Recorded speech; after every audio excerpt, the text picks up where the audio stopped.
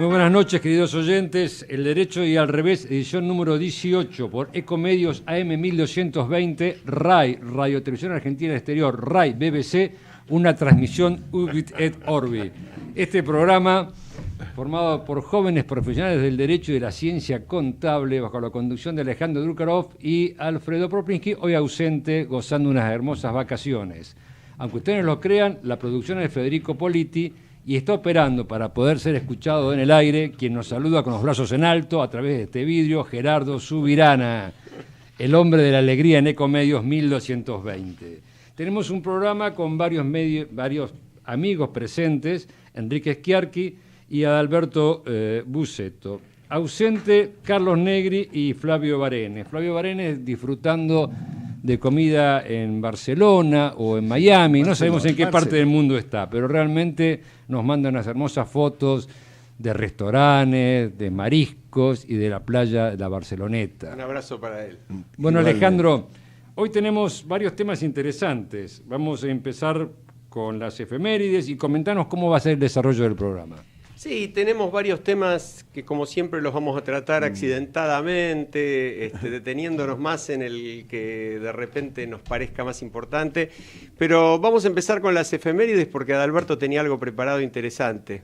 Bueno, de las tantas efemérides que hay para todos los días, obviamente, con el correr de los siglos, pero hoy es el día de la ingeniería. No de los ingenieros en sí, sino de la ingeniería como ciencia. Saludamos a que gracias a la ingeniería que tanto necesita nuestro país en obras públicas, progresemos en algún momento, o sea, que las obras se comiencen y se terminen. Eso es lo que los argentinos necesitamos en un país en el cual, como siempre se dice, está todo por hacer. Entonces tendríamos que pedirle a los economistas, porque los ingenieros hacen los planos, dirigen las obras, pero el problema siempre es un tema de fondeo, no un tema de los ingenieros. Obviamente. Pero no es la única fecha que tenemos. No. Bueno, la otra hace a la educación, en la medida de que hoy es el aniversario de la muerte del santo Marcelino Champagnat, el fundador de la Orden de los Maristas, que se crea en Francia y pasa a España. Al menos de España vinieron los profesores, eran una especie de... eran hermanos, no podían dar misa, pero eran clérigos que vivían nada más que para su vocación de docentes. Así, de esa orden salieron grandes colegios acá en la capital federal, que actualmente están.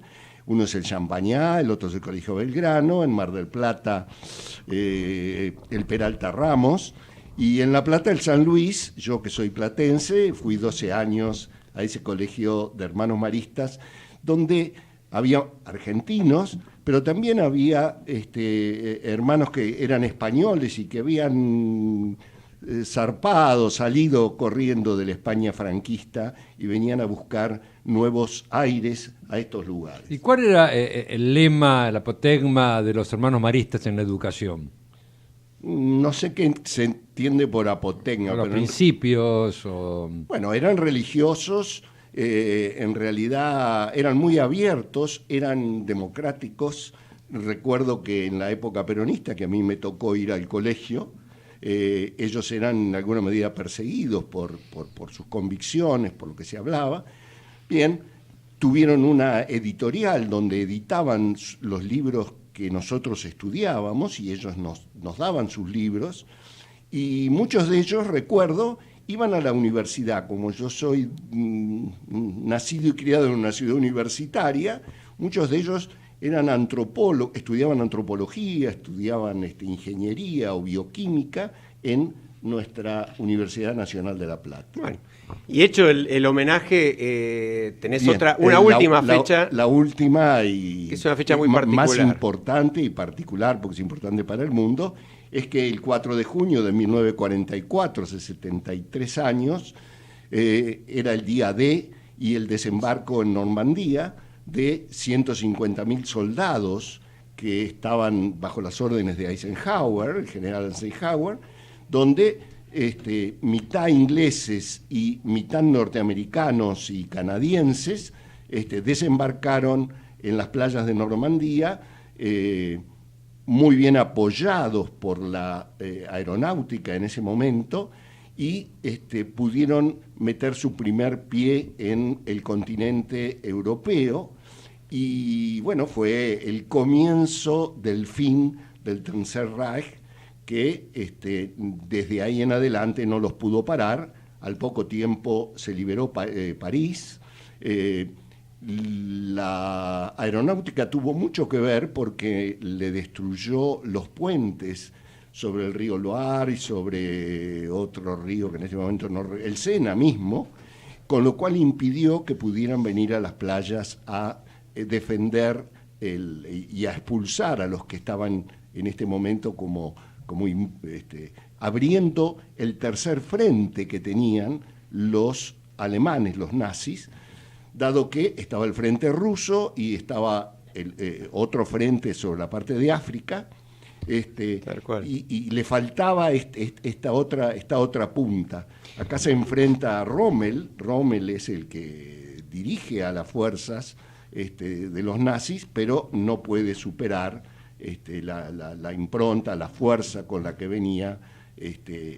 Un error de apreciación de Rommel donde iba a ser el desembarco. Sí, de todas maneras yo creo que lo que es interesante, hoy lo hablábamos antes del programa, es cómo se relaciona esta fecha que es icónica, que es importante y que no se recuerda demasiado.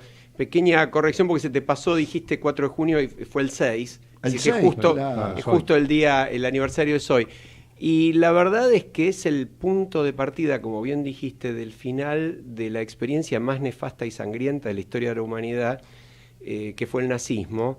De alguna manera yo lo relaciono con este mundo en crisis de hoy, no precisamente porque haya una amenaza de esas características, pero en el temario nosotros poníamos 2 temas que parecen también no vinculados a primera vista y que sin embargo tienen que ver con esta hora crítica, ¿no? Claro. No fue, digamos, Alejandro, el fin de las dictaduras militares. De ninguna manera. De ahí continuaron, siguieron, fue el fin de la locura ideológica de un pueblo, todo un pueblo, porque en realidad el nazismo tocó a todo el pueblo alemán. Sí, los alemanes han reconocido esta situación absolutamente. Y han sabido levantar sobre sus escombros. Hoy día el Bundesbank dicen que tiene la mayor cantidad del dinero del mundo, aunque ya no creo que sean ellos, sino deben ser los chinos, ¿no? Pero además, más allá del dinero o de lo admirable de la reconstrucción alemana, que inclusive yo justamente estuve en Berlín hace poco tiempo, y si hay algo que impresiona para quien no conoce Berlín, es que la división entre oriental y occidental hay que ir a buscarla con información, porque no hay algo que uno vea, por lo menos así a primera vista. Qué fenómeno. Y eso realmente es algo extraordinario, porque son pocos años. Pero por encima de eso yo decía, el mundo en aquel momento supo conciliar posiciones muy, muy diferentes y enfrentadas inclusive, para combatir una amenaza muy grave.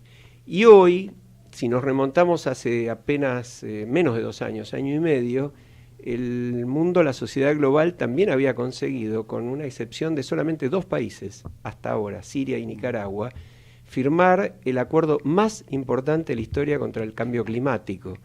Y el cambio climático no es algo que interese a los ambientalistas o que tenga cuestiones de diferencias ideológicas. El cambio climático es la mayor amenaza sobre la supervivencia de la vida en el planeta, no solo de la vida humana, sino de la vida en general.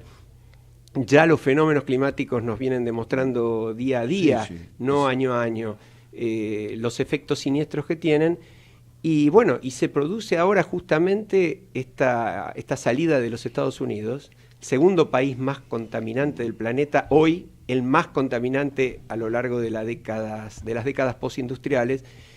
Y esto ha producido una reacción que queríamos destacar, porque hay una reacción que yo escribí el otro día, me parece muy impactante, la idea de que se vuelve a aplicar ese viejo adagio de no hay mal que por bien no venga. Porque de repente en los primeros momentos la salida de Estados Unidos produce un pánico tremendo y una situación de rechazo generalizado, y parecía una situación de enfrentamiento entre fuerzas que tenían cierta equivalencia.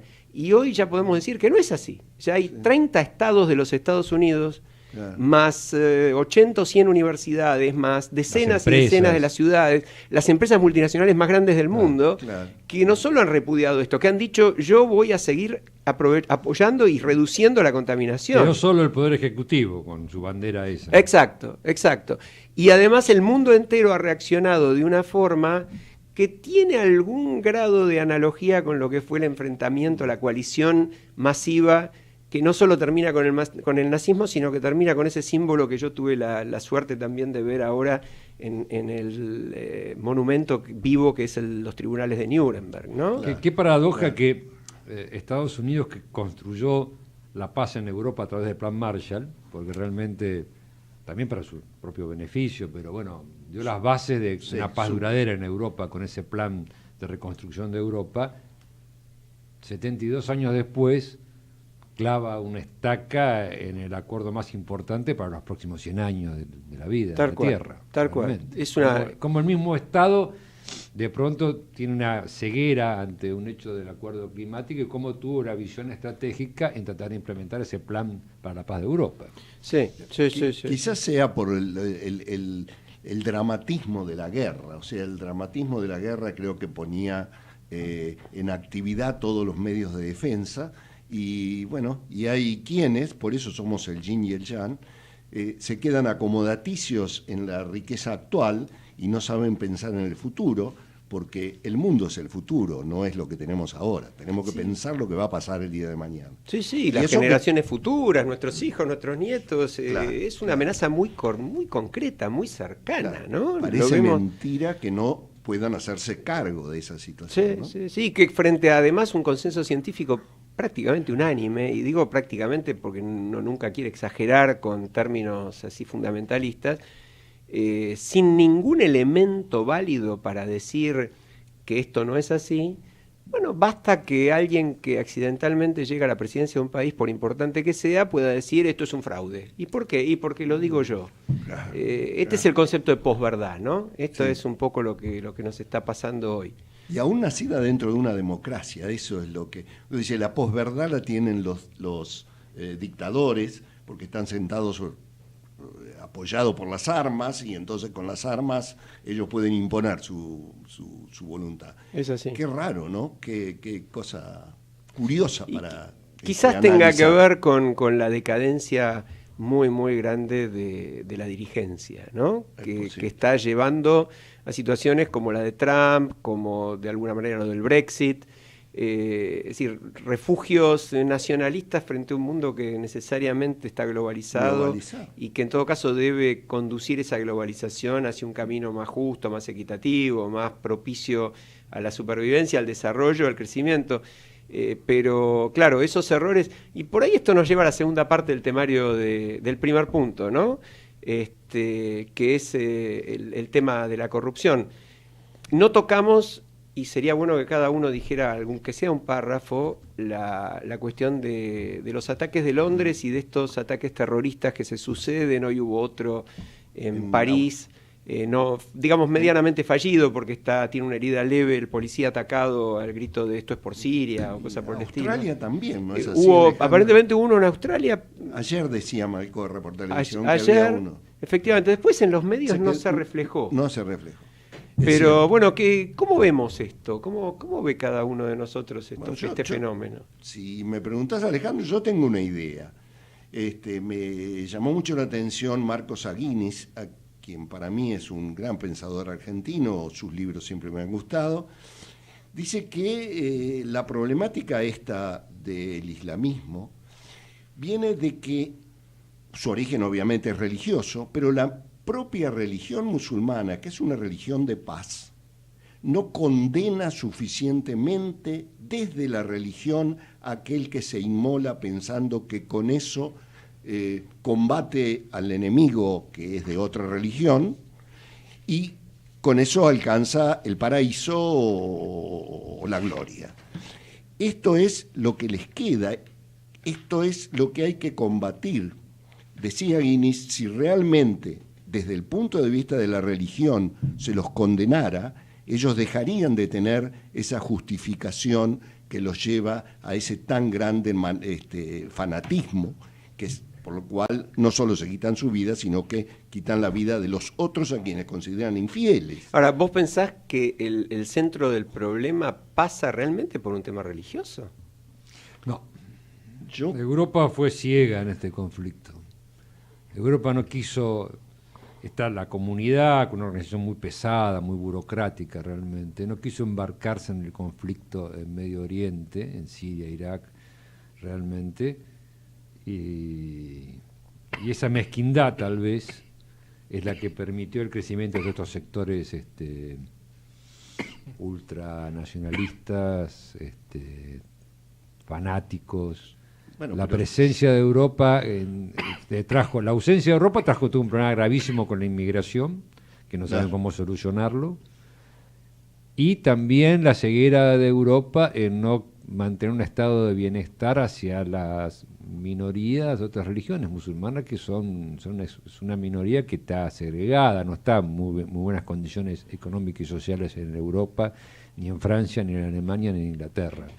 Ha faltado una cierta visión estratégica del tema. Bueno, yo tengo la sensación de que la posibilidad de captar adeptos por el terrorismo tiene mucho más que ver que con la religión, con la realidad social, económica y militar en particular, ¿no? Es decir, creo que este fenómeno se agudizó de una manera brutal a partir de las guerras de Afganistán y de Irak, después del Siria, del Líbano.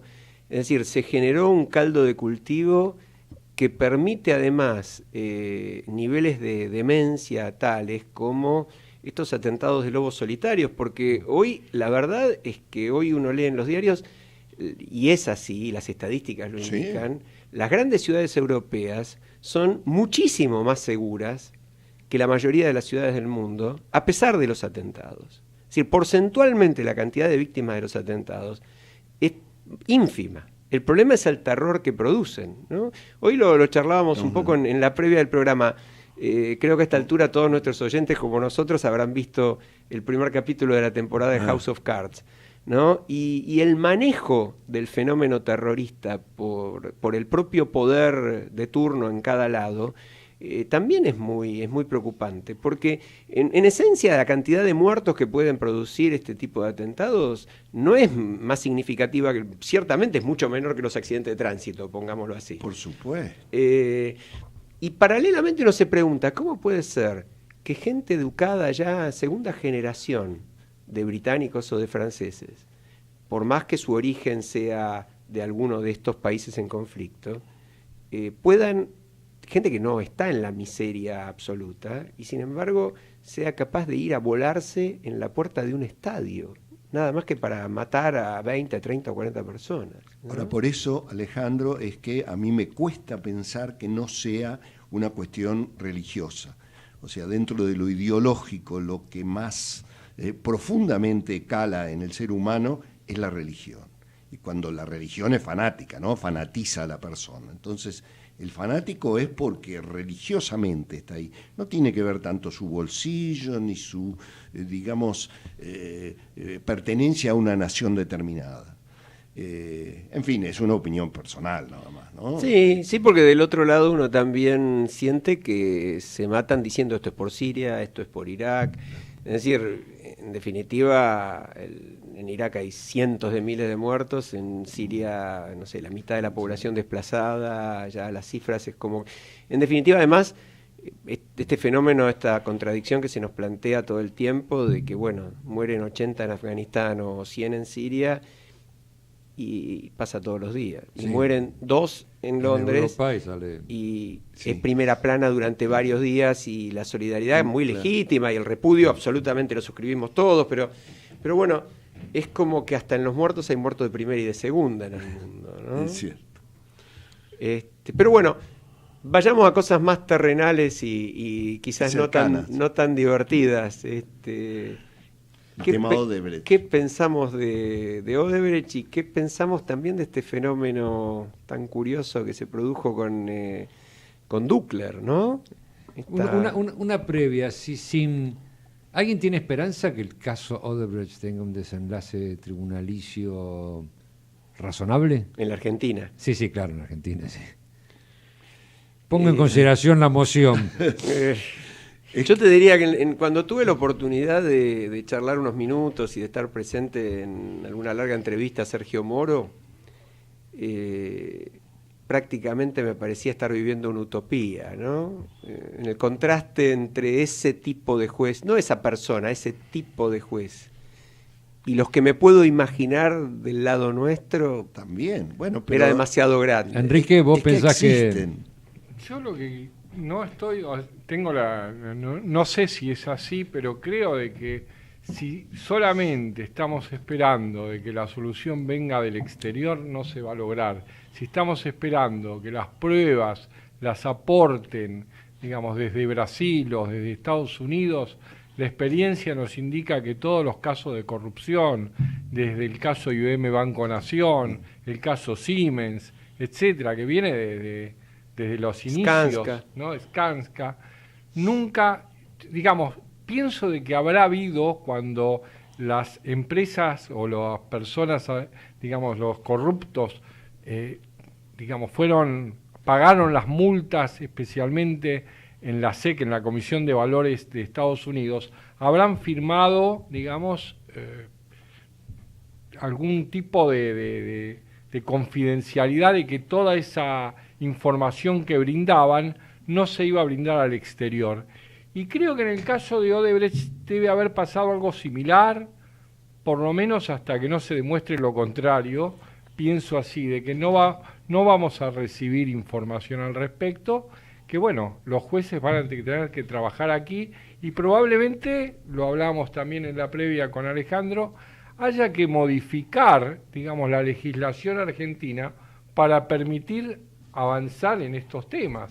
Sí, bueno, ahí tenemos, hay una norma clave que es el tema de la responsabilidad de las personas jurídicas, ¿no? Ahora, Sí, la SEC es eso una falta. especie de...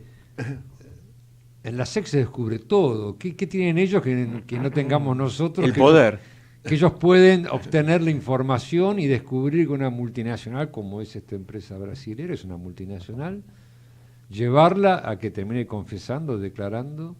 Yo creo que tienen varias trapisondas. cosas, ¿no? Tienen el poder centrado en que, bueno, el que quiere operar, el que no opera ahí, a cierto nivel mundial no existe. El que quiere operar ahí tiene que cumplir determinadas pautas, por lo menos formalmente. Por lo menos tiene que pagar la multa. Porque no es que la corrupción allá se sancione a alto nivel con cárcel, ¿eh? Convengamos, esto lo hablábamos hoy, hay bancos de primera línea que lavaron dinero de narcos por decenas de miles de millones de dólares y pagaron multas de millones de dólares, pero siguen operando y hasta auspician eventos por la transparencia y contra la corrupción. Entonces, eso pasa. Ahora, de todas maneras pagaron las multas y de todas maneras los hechos se esclarecieron. Es un poco lo que decía Enrique, Siemens. En Alemania saltó toda la cúpula por esto. Acá no pasó nada. Acá lo local. Claro, por eso la pregunta de Oscar es muy pertinente. ¿Va a pasar algo acá? En un momento en que además los que recibieron las coimas claramente por el periodo pertenecen al gobierno anterior. No hay ninguna duda porque el gobierno anterior es el que estaba en el momento en que se pagaron. Ahora, los que las pagaron y los que se beneficiaron y los sobreprecios respectivos forman parte de una estructura sistémica que estuvo antes, que estuvo ahí y que sigue ahora. Sí, mi duda está dado en la eficiencia del sistema judicial de investigación. Porque, por ejemplo, un abogado que le gusta el derecho penal recibe su título, hace un posgrado en derecho penal, después hará una licenciatura en criminología para poder leer un dictamen de los peritos o del médico correspondiente a causa de la autopsia, pero acá, en los tribunales federales, no hay hechos de sangre.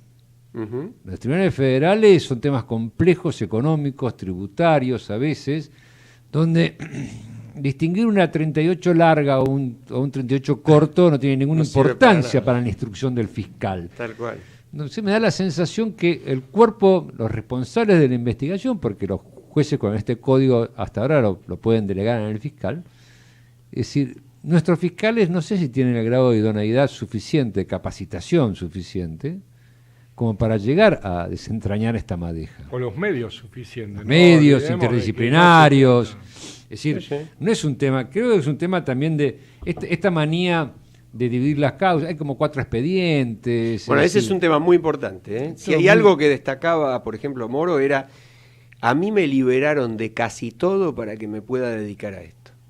Y tenía conmigo una policía judicial, porque la policía brasilera Sí, es como judicial. debería ser acá, es judicial, muy eficiente. Y los méritos son de ellos, son de los fiscales. Efectivamente, hay un tema. Ahora, desde otro punto de vista, Oscar, los profesionales argentinos, los científicos argentinos, los técnicos argentinos andan por el mundo y se destacan en primera línea Sí. a todos lados. No Sí, es sí, por pero Lo que falta fundamentalmente es intención, ¿no? Intención, coraje, decisión. Organización. Es un tema yo opino igual que Alejandro, es un tema de decisión. Esto por ahí no tiene que ver, pero sí. Recuerdo en una oportunidad que hablaba con alguien de República Dominicana, me decía que Santo Domingo es uno de los lugares más, digamos, peligrosos del mundo, y Punta Cana, que está en el país, es uno de los más seguros. Y pregunté, ¿cómo puede ser? Me decía, bueno, si te llegan a robar, digamos, una billetera, un reloj en Punta Cana, ponen una persona a investigar y hasta que no encuentra el ladrón, aunque pasen 6 meses, un Tal año, cual. no paran. Por lo Tal tanto, cual. un ladrón no va a Punta Cana porque sabe que tarde o temprano va a caer, digamos, porque hay una persona ahí. En cambio, en un asesinato en Santo Domingo no pasa nada, porque viven del turismo y quieren proteger esa zona. Sí, sí, sí, sí. Mirá, en el caso de Brasil, recordaba que la iniciativa no es de Sergio Moro, eso viene de la Corte Suprema, Correcto. que es dentro de la Corte Suprema, por eso tuvieron ese otro problema de uno de los miembros de la Corte Suprema, que fue de alguna manera liquidado o sufrió un Sí, accidente. un extraño accidente. Es una casualidad trágica y desapareció. Bien, este es el tema, que haya desde los altos poderes apoyo y que tengan apoyo nuestros fiscales también. Bueno, nos vamos a ir al corte porque cuando volvamos tenemos un ángulo totalmente distinto. Vamos a hacer una entrevista al subsecretario de Gestión Productiva de la Secretaría de Industria para hablar de algo mucho más lindo, de un proyecto interesante, compra nacional, mayor lugar para las pymes. Vamos con una onda positiva, que la tenemos siempre, pero los temas a veces no ayudan. Para cerrar el tema de los atentados, hay una palabra que yo no la conocía, accedí recientemente: islamofascistas. No hay que atacar el Islam, que es una religión y Tal cual. posee muchísima población y es parte de las religiones monoteístas. Su profeta reconoce a los anteriores profetas de otras religiones Absolutamente. monoteístas, sino aquellos que tienen el islamismo como islamofascistas. Bueno, los fundamentalistas, que no Exactamente, importa a qué religión claro. pertenezca. Qué interesante. Así que la unión de las dos palabras realmente da un rasgo de esta gente. Y ahí nos vamos al corte. Nos estamos yendo, Gerardo. Ecomedios.com AM1220. Estamos con vos. Estamos en vos. Descarga gratis de tu celular la aplicación Ecomedios. Podés escucharnos en vivo, informarte con las últimas noticias y entrevistas en audio y video. Búscala y bajate la aplicación Ecomedios. Podés vernos en vivo en ecohd.com.ar. Conectate con nosotros. Contestador 5 254 2353. Con Personal, contrata el mejor plan de 4 GB a solo 390 pesos por mes y llévate un Samsung Galaxy J2 Prime a 2.999 pesos o un LG K10 a 3.399 pesos. Internet para que todo suceda. Personal. Más información en personal.com.ar. Nuestras instituciones, sociedad y modo de vida en un análisis que no se queda en lo superficial.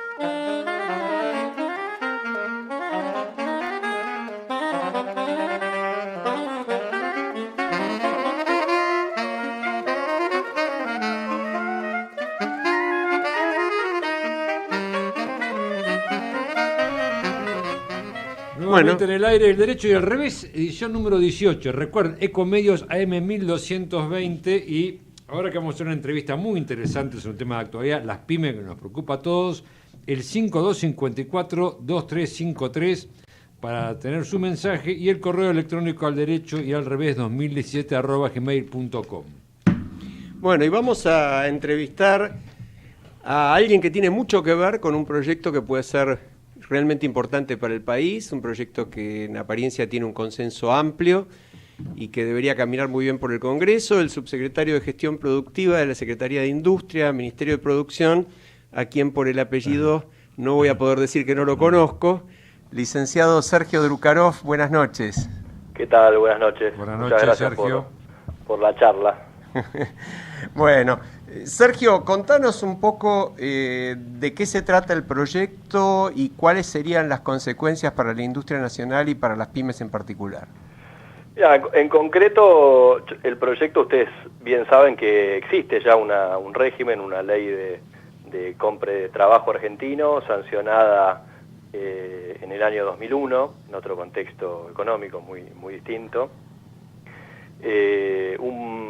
Y me refiero a este régimen que existe porque lo que estamos haciendo es básicamente promover un régimen que efectivamente funcione. Esta es un poco la idea del proyecto de ley, y me parece que en el nombre del propio proyecto de ley, que es Ley de Compra Argentino y Desarrollo de Proveedores, está efectivamente la innovación, digamos, ¿no? Nosotros lo que estamos buscando desde el punto de vista productivo es fomentar un entramado productivo más dinámico, usando las compras públicas como una herramienta de desarrollo.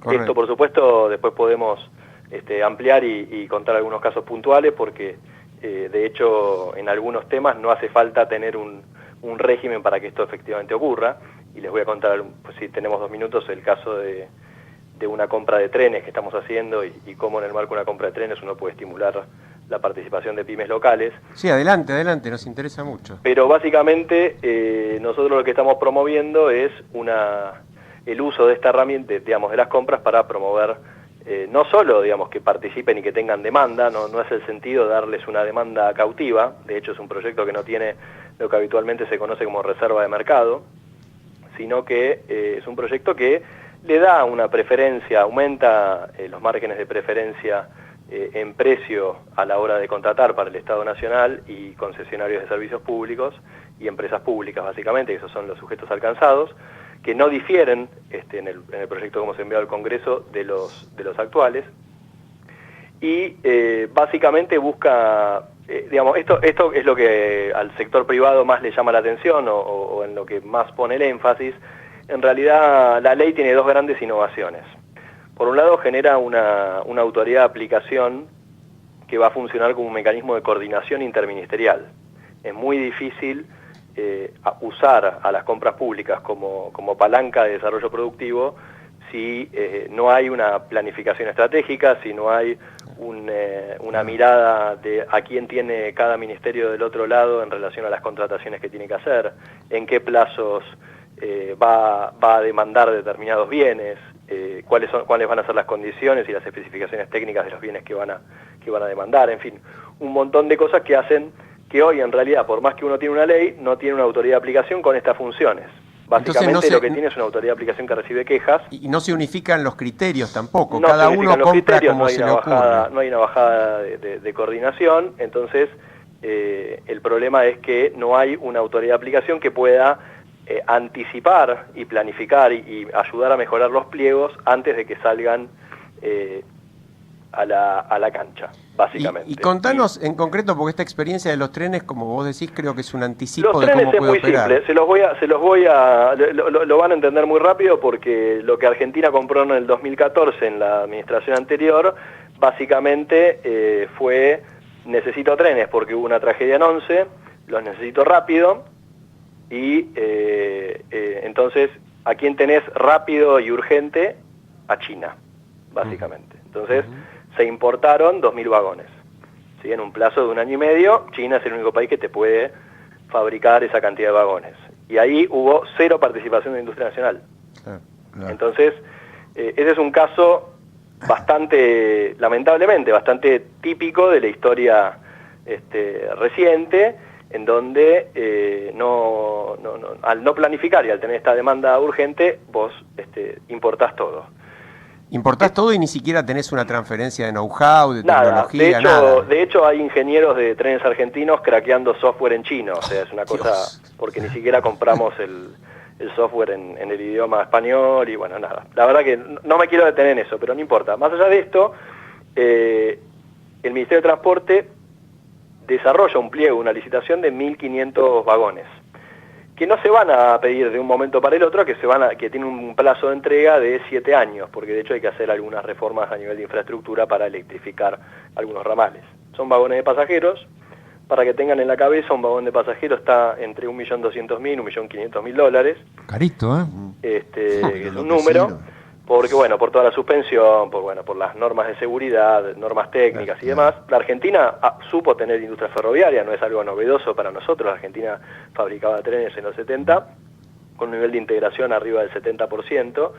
Y aún hoy, nosotros sabíamos que había un núcleo de proveedores metalúrgicos, incluso algunos exportando a más de 20 concesiones ferroviarias en el mundo, algo increíble, Llamativo. Y muy llamativo, y sabíamos que la Argentina no tenía una compañía integradora con esa capacidad de proveer los 1.500 vagones y además competir con condiciones de financiamiento con una empresa internacional, pero sí que iba a poder complementar con partes y con componentes. Entonces lo que desarrollamos fue un pliego que tiene, que va muy en línea con la experiencia israelí, y que después les cuento, que básicamente lo que plantea es, dado que va a haber un fabricante internacional ganador de esta licitación, ya hubo una consulta pública de este pliego en enero y febrero, y ya hubo 10 fabricantes internacionales interesados, o que lo más probable es que haya un fabricante internacional ganador. Lo que se plantea en el pliego es que las ofertas deben tener un contenido mínimo nacional. Básicamente que el 20% de los trenes tienen que tener partes y componentes locales. ¿Y cómo se arribó a ese 20%? Se arribó como con una lógica que tiene que ver con los acuerdos de cooperación productiva, con los acuerdos de compensación que tiene la ley israelí, que ellos por supuesto lo aplican para todos los sectores de compras públicas, pero muy en particular para lo que tiene que ver con defensa, que son sectores estratégicos que ellos quieren promover y tener capacidad de producción propia. Y además, no solo lo aplicamos en términos teóricos, dijimos, bueno, el 20% así al azar, sino que hicimos un relevamiento y nos dimos cuenta que al año 7 la Argentina podía tener un nivel de integración arriba del 40% de los trenes. Entonces sabíamos que una oferta con el 20% como mínimo no iba a encarecer sustancialmente el valor de los trenes y iba a generar que muchas pymes empiecen a participar de otras licitaciones en el mundo de la mano del ganador de esta licitación. Ese es el otro modelo. Interesante. Porque cuando perdóname que te interrumpo ahí, pero vos mencionaste la experiencia israelí y yo sé que ustedes para elaborar este proyecto hicieron una compulsa bastante profunda y especializada de cómo es la situación en los países que como Israel o como, bueno, ni hablemos Estados Unidos, los países europeos principales, los mayores, los más avanzados del mundo, operan de una forma que de repente uno se sorprende cuán diferente es a lo que nosotros venimos haciendo durante décadas. No hablemos de política partidaria, hablemos de 30 años, de 40. Sí, definitivamente. De hecho, esta es una ley moderna en un sentido en que, como bien señalás, nosotros hicimos un trabajo con la Comisión Económica para América Latina, donde relevamos, hicimos un estudio comparado de cuáles eran los márgenes de preferencia, los sujetos alcanzados, estos instrumentos de transferencia tecnológica o de cooperación productiva. Hicimos un trabajo profundo, pero en particular en el caso israelí lo fuimos a visitar porque es el caso por ahí más interesante. Piensen esto, ¿no? Israel es una economía de 8 millones de personas que tiene 270 multinacionales radicadas en ese pequeñísimo mercado interno. 270 multinacionales. O sea, es la economía con más multinacionales per cápita del mundo. Pero nadie va ahí sin dejar algo como corresponde también, ¿no? Y no me refiero precisamente a nada de dejar que signifique, claro, lo que se nos ocurre vinculado con la corrupción, sino a dejar tecnología, know-how, es decir, a generar... No, por supuesto. De hecho, en el caso de materiales para defensa, el nivel de integración que ellos piden cuando gana un proveedor extranjero es del 50%. Sí. O sea, es todavía más alto. La Sergio. mitad lo tenés que hacer acá, tenés que transferir tecnología, en fin, bueno, y con ese mecanismo, y ahora les cuento la otra parte muy rápido, con ese mecanismo y con una institución, con una autoridad de aplicación de este sistema, lo que logran es, por supuesto, ¿no?, con tratados de libre comercio, porque después, de hecho, lo que ellos tienen es un acuerdo con, o sea, tienen acceso a la Unión Europea como mercado, entonces eso facilita que esas multinacionales tengan acceso a otros mercados, de ahí también la importancia del Mercosur para nosotros y de otros acuerdos internacionales. Entonces, ahí se empieza a conformar, digamos, como... Es otra lógica, es una lógica en donde las compras públicas funcionan como mecanismo atractivo para el desarrollo de proveedores locales, para la erradicación de inversión productiva, no especulativa, productiva, y para la transferencia de tecnología, para conseguir que proveedores más avanzados que vos vengan y desarrollen y transfieran su tecnología a otros proveedores locales. Sergio. A mí me parece muy... Oscar. Bueno, a mí me parece, Sergio, Adalberto te habla, muy esperanzador todo lo que estás diciendo. De entrada, cuando sentí la palabra compra nacional, me corrió como un frío por la espalda, porque alguna vez ha tenido alguna connotación que era como arreglarse con lo nuestro. Y así nos atrasamos muchísimo tiempo. Correcto. Y además, hablando de ferrocarriles, te habla un platense, yo soy de la ciudad de La Plata, que durante tantísimos años, a 60 kilómetros de la capital federal, tuvimos que venir en ómnibus o en nuestros automóviles porque no se podía subir al tren. Correcto. Así que me parece muy esperanzador todo esto. Lo interesante, más que todo, es esto, que sea producto de un estudio, de un proyecto, y que haya una autoridad que trabaje sobre experiencias internacionales. Sin eso fallaría en su base el sistema, ¿no? Sí, para nosotros es realmente muy importante apalancarnos en lo que sabemos que funciona en otros países. Nosotros con el secretario siempre decimos que en realidad si uno en la Argentina quiere aplicar algo, seguro que hay alguien que le va a decir que ya lo probamos y no funcionó. Y la verdad es que es así, porque en realidad muchas veces se castiga el instrumento y no se castiga la forma en que se usan esos instrumentos. Entonces acá la clave es entender que el instrumento, para darte un ejemplo, ¿no?, y esto también es importante, si vos querés venderle productos medicinales o equipamiento médico al Estado brasileño, tenés que tener una planta en Brasil y fabricarlo allá, o tener un acuerdo de transferencia tecnológica con una empresa brasileña. No hay otra manera de venderle al mercado posiblemente más grande de salud del Cono Sur seguro y quizá de América Latina. Entonces, esa decisión, a la hora de comparar una ley de compre brasileño con una más débil argentina, termina incidiendo en dónde radica una inversión una compañía. Claro. Porque si no le pido yo lo mismo, claramente para acceder al mercado argentino no va a necesitar tener una compañía acá, y lo va a hacer desde Brasil. Entonces, ese tipo de asimetrías que no son menores también juegan en este tema. Por supuesto, el tema compre argentino, ahí hay otra noción que muchas veces se confunde, que es, esto es producción en la Argentina, no es producción de capitales nacionales ni siquiera, es que se produzca en la Argentina. Claro. O sea, puede ser, y esto es independientemente del origen del capital, y esto es así en todas las leyes de compra del mundo, ¿no? Cuando se habla de compra local, se habla de producción local, no de capitales, no del origen de los capitales. Sergio, vos le pondrías la firma a esta expresión que no nos vamos a contentar ni con los vidrios ni con la pintura de los vagones. No, tenemos, la verdad que me hubiera gustado mandarles un despiece, porque nosotros lo que hicimos al Ministerio de Transporte, le mostramos un despiece técnico de cuáles son las partes que nosotros podíamos fabricar en la Argentina.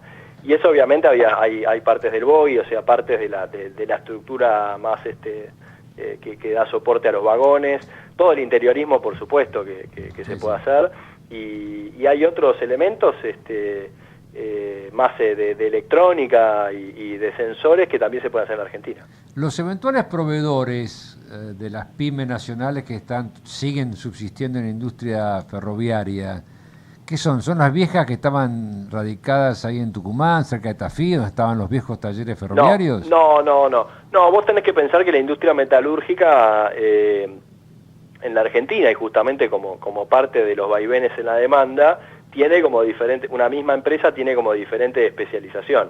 Hay gente que puede participar en la industria ferroviaria, pero hoy vende equipos para petróleo y gas, por ejemplo. O se está metiendo ahora en el tema de energías renovables. Entonces, ahí las empresas tienen una diversificación, hay un know-how productivo que es común a un conjunto de industrias y que cuando la demanda aparece, las empresas pueden aprovecharlo. Las ferroviarias que ya existen posiblemente no vivían solo de los ferroviarios, salvo algún caso muy puntual. Esta empresa que yo les decía exporta el 80% de su facturación, el 80% de su facturación es exportación, y lo que hace es piezas para frenos Nordbremse, que es como si te dijera la marca número 1 de frenos del mundo, y hay 2. Te cambio un poquito de tema y te pregunto por algo que estuvo en los diarios bastante destacado en estos días, que es el acuerdo de motos, en materia de motos. Contanos un poco, porque va también en línea, en apariencia, con estimular... Va en línea con algo que nosotros a veces no nos damos cuenta, y es que tenemos una demanda y un mercado interno muy interesante. Argentina es uno de los mercados de motos más grandes del mundo. Digo, para empezar, no algo que intuitivamente seguro que a ustedes no les venía a la cabeza, pero es uno de los mercados más grandes, y eso hace que tener un mercado atractivo, de vuelta, te puede promover erradicación de inversiones y producción local. Lo que estábamos buscando era justamente empezar en un esquema en donde la producción de motos que tenía un nivel de integración bastante bajo, inferior al 10%, pueda llegar en los próximos años al 20%, y en esa línea promovimos un acuerdo con las empresas de motos, por supuesto también con los sindicatos. Digamos, es la parte tripartita de estos acuerdos, siempre obviamente es gobierno, trabajadores y empresarios, y básicamente lo que estamos buscando es a través de un esquema de cambio de incentivos en lo que son los aranceles de importación y en la integración de partes locales, promoviendo un esquema que incentive el ensamble local, básicamente. Es decir, una reducción de arancel. Una reducción de aranceles en lo que es las partes que no se fabrican, que no son producidas en Argentina, y una salida de algunas posiciones que tenían licencias no automáticas a un esquema de arancel. Para qué equilibrio delicado, ¿no? Porque es un poco la duda de Alberto por un lado, lo que te decía Oscar por el otro. Uno dice también reducir arancel para importar partes y ensamblarlas acá. Ahí estamos promoviendo de alguna manera, facilitando la importación y no que se fabriquen acá, pero tampoco es tan bueno. Hay partes que uno tiene que tener en la cabeza que la Argentina no va a fabricar, por más que tenga un mercado, por lo menos en el corto plazo, no las va a fabricar por más que tenga un mercado muy atractivo, y hay otro conjunto de elementos que sí los va a poder hacer. La idea es hacer una escalera, porque si no empezás por lo más sencillo y más inmediato de integrar, difícilmente integres lo más complejo. Esto siempre es así, digamos, ¿no? Todos los países que van a este tipo de esquemas siempre buscan es subir una escalera y no la podés subir de a 4 escalones.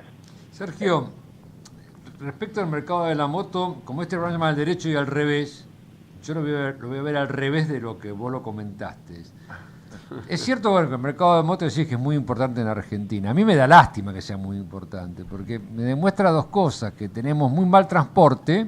Si una gente iría por un transporte público, no una moto, dado que es un vehículo altamente peligroso. Y la segunda cosa, la inundación de estas motos, que uno la ve cuando va al interior, nosotros viajamos todos a dar clase al interior, polulan realmente, el transporte en el interior es caro y es altamente deficiente y malo. Y el segundo tema, hay un costo indirecto difícil de medir, porque cuanto más motos hay, más accidentes hay más intervención en los hospitales, en los sanatorios, hay mayor costo de medicina realmente. Ahora, yo no me pondría alegre en esa visión, es decir, no es tu función velar por el transporte ni nada por el estilo, pero es una visión como crítica, ¿verdad? Sí. Ahí tendríamos que juntar a alguien del Ministerio de Salud y del Ministerio de Transporte para cruzar estadísticas. Yo lo que te digo es, con cabeza bien de economista que va a defender lo suyo, es lo siguiente: dado que el dato de que el mercado es un dato, nosotros lo que tenemos que hacer es aprovechar esa demanda. Por supuesto, lo que vos decís es totalmente lógico. Más allá de que, o sea, sí, muchas veces hay otros países que tienen un mercado de motos realmente muy importante y eso una cosa, y eso Sergio, habla de un subdesarrollo del sistema de transporte. En Oscar eso te habla como padre, porque entonces tiene miedo que los chicos... Ex motoquero. Me pasan a mí. Pero hay un tema y es el siguiente. Eso es cierto para la ciudad de Buenos Aires y el ámbito metropolitano. No es cierto para ciudades en donde la escala que tiene la ciudad no permite un desarrollo eficiente y a costo medio bajo de un sistema de transporte como uno se imagina en una gran ciudad. Tenés razón. Entonces, en ese sentido, en un país que tiene el tamaño que tiene la Argentina, claro, el mercado de motos siempre va a ser importante, aun cuando en el ámbito metropolitano de Buenos Aires no debería haber el volumen de motos que hay producto de esta falla del sistema de transporte. Claro. Yo tenía una pregunta, Sergio, ¿cómo ves a los sindicatos en esta discusión, en la cual obviamente son la parte laboral? ¿Cómo ves su rol? ¿Realmente hay sindicalistas que se ponen a la altura de las necesidades o no tienen equipos suficientes como para colaborar en este proyecto que a mí me parece muy interesante? Mira, te lo voy a decir muy, muy sencillo. Yo creo que en todos los acuerdos que hemos firmado hasta ahora, el sindicalismo fue un actor clave y en muchos casos fue más sencillo acordar las condiciones con ellos que con el sector empresarial, para darte un dato, ¿no? Entonces, vemos que obviamente hay un variopinto de sindicatos muy diverso, pero en el sector industrial, en general la Argentina tiene gente seria y con la que se puede dialogar. Si no, sería imposible llegar a este tipo de acuerdos. Te hace una pregunta, Enrique, Sergio. No, yendo al mismo tema de los costos, otro tema que a mí, digamos, yo lo he visto y parece increíble, el tema tributario.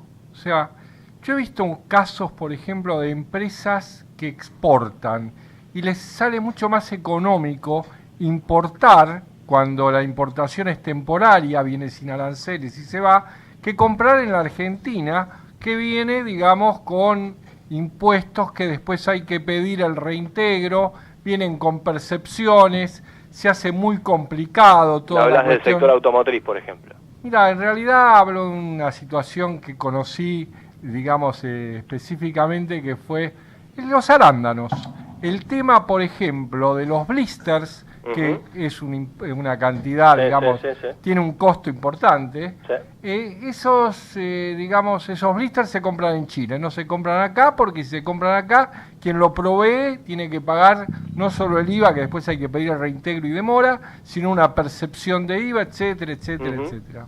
Sí, indudablemente, bueno, estamos yendo hacia una reforma fiscal que no creo que tengamos tiempo ni de discutir los alcances ni de hablar del sistema tributario argentino ahora, pero es clarísimo que que este tipo de distorsiones hoy existen, o sea, no las podemos negar. Indudablemente estamos trabajando para que eso cambie. Por suerte hace muy poco que se permite el reintegro al turista, ¿no?, de los hoteles, que Correcto. Esto rige en Chile desde hace 40 años. Correcto. Pero yo te diría que más que los impuestos nacionales, ahí lo que juegan son los impuestos locales, porque en particular ingresos brutos, te diría. Lógico, y las provincias cada vez tienen más déficit. Bueno, te vamos a convocar para esa otra discusión también. La verdad que fue sumamente interesante, enriquecedor y positivo. Así que te agradecemos mucho. Sabemos además que te estamos molestando en tu casa y con gripe. No, esto es parte de la responsabilidad. Por otro lado, les quiero dejar una pregunta, ya que este programa se llama El Derecho y al Revés. Sí. Una pregunta casi que es para una tesis doctoral. ¿Qué es más peligroso, un economista escribiendo una ley o un abogado haciendo una cuenta? Bueno, buenísimo. Muy bueno. Sergio, te mandamos un abrazo y te agradecemos mucho. Licenciado Sergio Drukarov, subsecretario de Gestión Productiva de la Secretaría de Industria de la Nación. Y nos vamos porque estamos en el límite. Bueno, te felicitamos, gracias. Oscar. Sí, vamos a dar el cierre. Vélez Radio, el próximo programa con Carlos Martino, Diego Guitián y Tomás Amerio. Los invitamos a que continúen. Y ganó Vélez. Bien por ellos. ¿Vélez? Sí, señor. Doble aplauso, muchas gracias y buenas noches. Hasta la semana que viene.